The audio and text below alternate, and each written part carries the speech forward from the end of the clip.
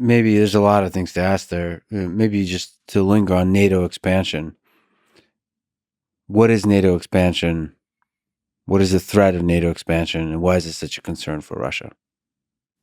NATO was a mortal enemy of the Soviet Union during the Cold War. It's a military alliance which has at its heart the United States of America, which is the most powerful state on the planet.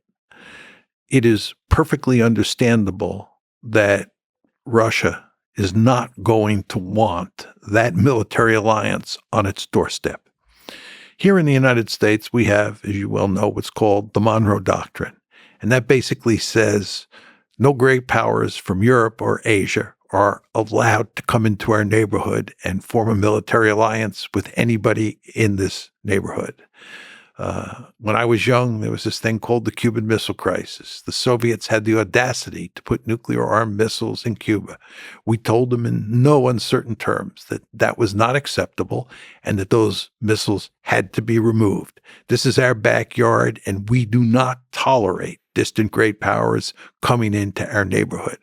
Well, what's good for the goose is good for the gander. And if we don't like great powers coming into our neighborhood, it's hardly surprising that the Russians did not want NATO on their doorstep. They made that manifestly clear when the Cold War ended, and they exacted a promise from us that we would not expand NATO.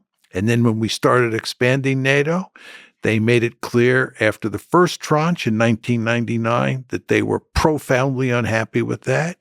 They made it clear in 2004, after the second tranche, that they were profoundly unhappy with that expansion.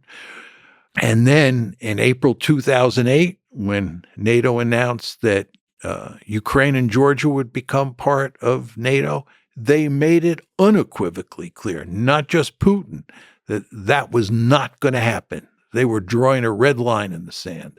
And it is no accident that in August 2008, remember, the Bucharest summit is April 2008, and August 2008, you had a war between Georgia and Russia, and that involved at its core NATO expansion.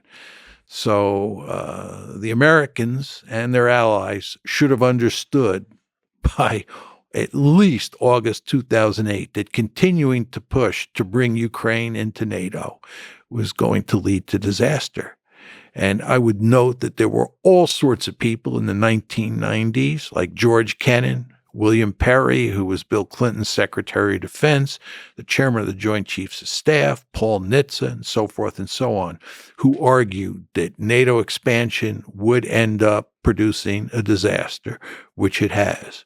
I would note that at the famous April 2008 Bucharest summit, where NATO said that Ukraine would be brought into the alliance, Angela Merkel and Nicolas Sarkozy, the German and French leaders respectively, opposed that decision. Angela Merkel later said that the reason she opposed it was because she understood that Putin would interpret it as a declaration of war. Just think about that. Merkel is telling you that she opposed NATO expansion into Ukraine because she understood correctly that Putin would see it as a declaration of war. What did the United States and its friends in Europe do? They continued to push and push because we thought that we could push NATO expansion down their throat after 2008, the same way we did in 1999 and 2004. But we were wrong, and it all blew up in our face in 2014. And when it blew up in our face in 2014, what did we do? Did we back off and say, well, maybe the Russians have some legitimate security interests? No, that's not the way we operate. We continued to double down. And the end result is that in 2022, you got a war. And as I've argued for a long time now, we, the West, are principally responsible for that, not Vladimir Putin. So the expansion of NATO is primarily responsible. Yeah, to put it in more general terms, what we were trying to do was turn Ukraine into a Western bulwark on Russia's border. And it really wasn't NATO expansion alone. NATO expansion was the most important element of our strategy, but the strategy had two other dimensions. One was EU expansion, and the third was the color revolution.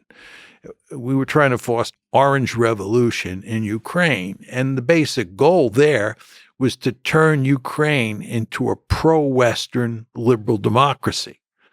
And that meant that you'd have Ukraine, if it worked, as a pro-Western liberal democracy that was in the EU and that was in NATO. This was our goal. And the Russians made it unequivocally clear Ukraine was not going to become a Western bulwark on their border. And most importantly, they made it clear that Ukraine in NATO was unacceptable.